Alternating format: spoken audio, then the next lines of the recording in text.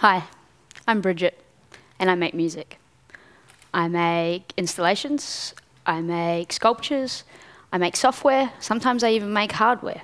But whenever I do it, I call it art.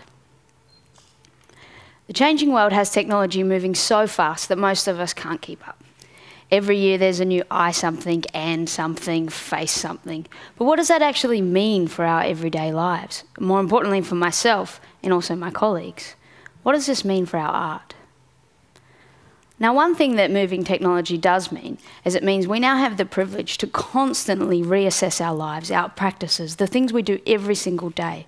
And we can now question not only if we're doing things efficiently and effectively, but are we doing things expressively, creatively?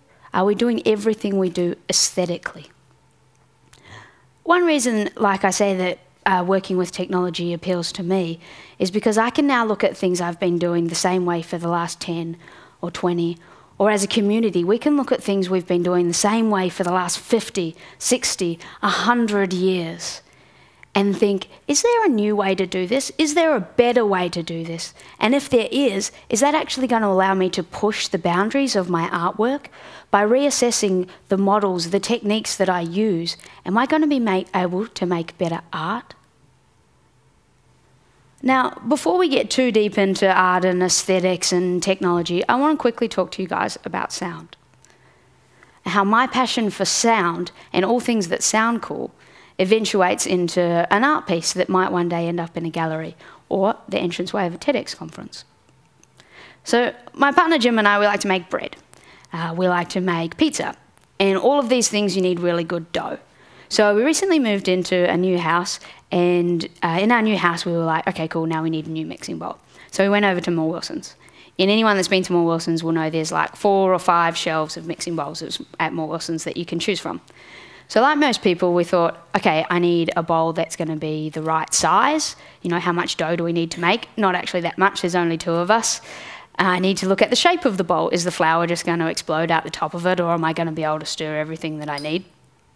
You know, what it's made out of, how much it costs, all of the things we think when we buy a mixing bowl. But anyone that's ever done the dishes of a stainless steel mixing bowl will probably know that they actually sound really cool. If you drop water in a mixing bowl, you get this resonance that really just emanates out of the bowl, and it just sounds amazing. So I start playing around with these mixing bowls at Moore Wilson's, and I realised that the shape, the size, all of those things actually affect the tone that can come out of the bowl. So I start kind of tapping all the different bowls and realise I'm starting to look a bit weird, and also realise that as PhD students we actually don't have very much money and we should probably go to the warehouse. So Jim and I head off to the warehouse to look for a mixing bowl. And now the problem with the mixing bowls at the warehouse is that they have this big rubber ring that goes all the way around the side here like this. Now, I can understand why having a big rubber ring on the bottom of your mixing bowl might make it not slip off your bench, and I guess you can therefore call it practical, but it actually ruins the tone of the bowl. If you put a really big rubber ring around a mixing bowl, it won't resonate, and it sounds like crap. So I can happily say very confidently that this right here, this mixing bowl from our kitchen, is the coolest mixing bowl sound that you can find in any commercial product of a mixing bowl available in Wellington. Have you heard it?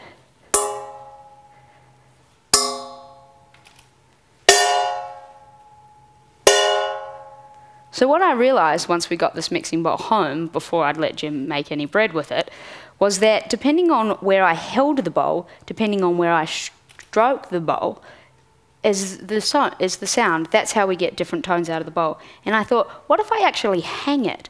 What if I've got no pressure at all on the bowl, and the bowl is allowed to freely resonate in the same way a speaker does?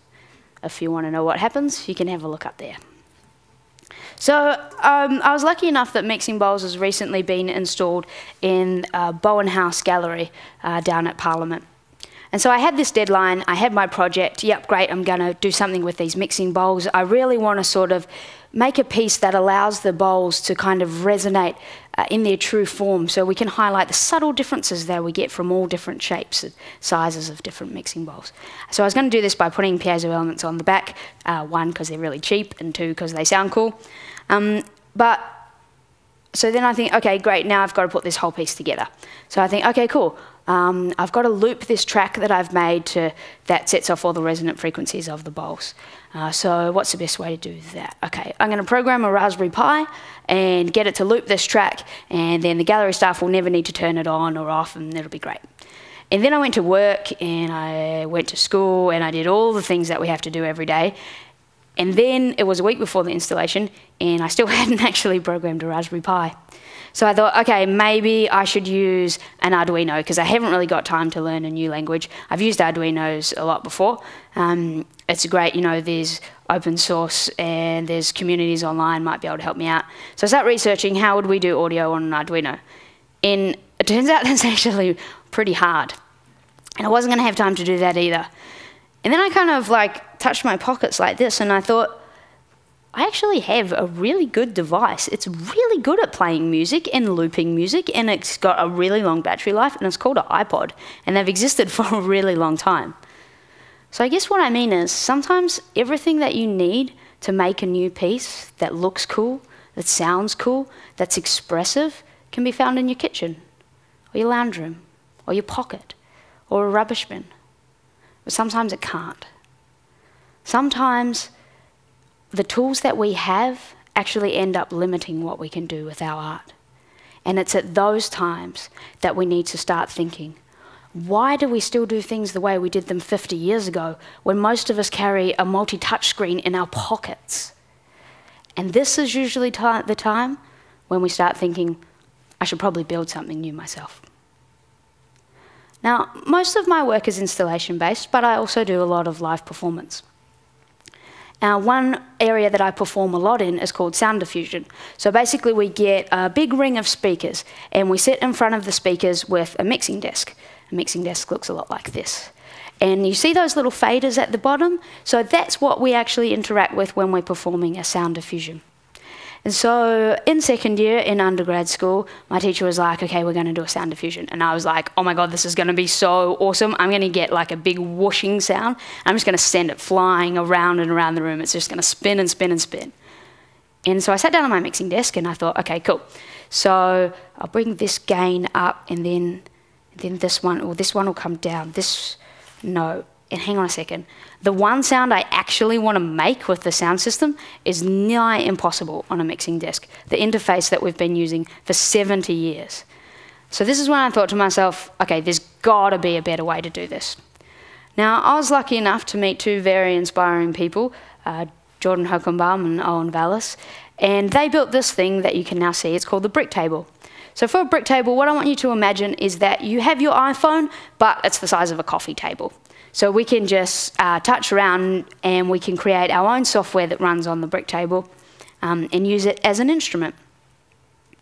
So I started building what's now called Tactile Space. It looks a little bit like this. Tactile Space has been a really successful project for me. One of my main goals was to make a new interface, but one that actually allowed us to do more aesthetically, more creatively, more expressively in our sound diffusion. And I would definitely argue that we've achieved that to some level. So in the very first session that I had with a group of students who were going to now perform on Tactile Space, we were jamming away, and they were kind of getting used to the table and what they could and they couldn't do with it. And one of them says to me, do you know what? These colours, they all look really similar. And if I have two sounds in the same place, I'm not really sure which one it is that I'm going to pick up to move. I thought, oh, okay. He's thinking, what if all the tracks were a little bit different coloured? So a few minutes later, Tactile Space audio objects now look like this. And then another student says to me, actually, I've kind of sort of memorised my sounds more based on the numbers, like I know what sounds are in channel 1, channel 2, channel 3. Is there any way we could have that? It would just make me learn the instrument a lot easier.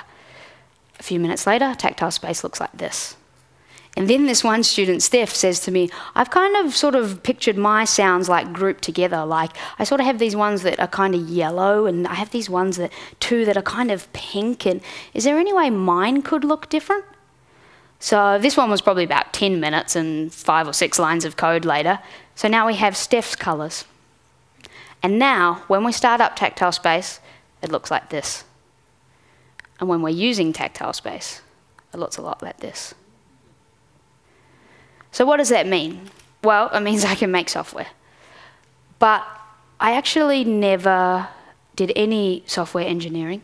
I've never done any type of engineering at all. I've never done any type of programming. I grew up playing piano. I'm a musician.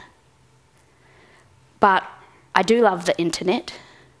I do love online communities and forums. And I do love DIY attitudes being applied to a lot more than renovating the kitchen. So what this is really an example of is what happens when the musician themselves takes control of their tools, when the musician is the one that can build the tools and therefore build them exactly how they want. Traditionally, with electronic music, our instruments were, the building and designing of our instruments were divided into 3 main groups, as I can see it. So first we have the design team. Now, the design team obviously comes up with the idea and what it's going to look like and how it's going to function and all of these things. And let's just like conservatively estimate that this process takes, I don't know, 2 to 3 years. Next, we have the manufacturing team. So the manufacturing team, they have no actual input as to what the interface can do, what it looks like. All they have to do is build it, and then, you know, obviously there's some marketing and everything else involved in getting it into the stores. So let's again give this 2, maybe 3 years. So now we're 5, 6 years down the track, and finally there's a musician involved in the process. Now the musician might take this new instrument, and they might have done a few things like this before, so they're probably going to learn it pretty quickly. So let's just give the musician, I don't know, maybe 6 weeks before he's ready to perform with it in a club. So now we've got a process of 6 to 7 years. If, as that musician, I think, you know what, in order to really drop this track exactly how I want to drop it, I need another button. Okay, cool. So I'll let my design team know on an internet forum. Chances are they're probably never going to read it. If they do, it's another 7 years until that button is there. By that point, I'm working on completely different tracks. I'm probably using a different interface. It's completely irrelevant. But what this example of tactile space is this arise of what we call the musician luthier. So the luthier term obviously comes from, originally it was the person who played the lute that built the lute. Now we're seeing this in art in all sorts of areas, not just music. A lot of people who play music in clubs and things like that might play on like an MPC or an MPK or an Ableton Launchpad. I make my beats on this. If it breaks, I can fix it the next day. If I need a new button, I can put one on. Any new code, I can just write that myself. If I can't work out how to do it, I can just post it online and someone will probably help me out. So what we're seeing is these whole communities, online communities of people, of musicians, of artists, all working together to build the instruments that they want to build. And what we're actually seeing now is this rapid development of music. The music that we made 3 years ago, we can now make that in 3 weeks' time. We're getting 5 years of development in 3 or 4 weeks by the artist taking control of their instruments, by the artist pushing the bounds of what their instruments can do, and when they can't do any more, building new ones. Everybody can make music on computers these days. It's so easy. We have programs like GarageBand and Serato and Fruity Loops, and it really doesn't take that much to make music on a computer. In fact, last year I made a tune with my cousin Molly. Molly's 9 years old. She's never even had a piano lesson before. But we made this track together. She had like a school assignment. She could choose all these different things, and she knew I'd worked with computers and music and things before. So Molly was like, yeah, let's make a track. And I was like, yeah, okay, cool. So we get this beat going and we loop it around, and Molly puts this really cool synth pad over the top of it, and then she actually records her own voice and sings it in. And all of this because she's had a lot of experience with iPads and GarageBand and things like that, these free tools that you get now. And you know what? She rocked it. The track was so funky. The beats were so tight. The synth was really creative, and she like made this song about how much she loves sushi. Now, a lot of people think that what this actually does is flood the market with crap art. What it does is hide those few people that are really pushing the bounds of composition, that are dedicating their lives to expressing themselves through music. But actually, what I think it does is mean now, if you want to be the best, You have to be that much better. Now everybody can do it. So what's so cool about the way that you're doing it? What it means is you now have to be an artist. Being able to beat match, it doesn't make you a DJ anymore. Being able to loop a beat doesn't make you a producer. Let's face it, we've now got auto-tune. We don't even need to be able to sing anymore. But what we do need to be is that much better than everybody else. What we do need to be is pushing the bounds of our instruments.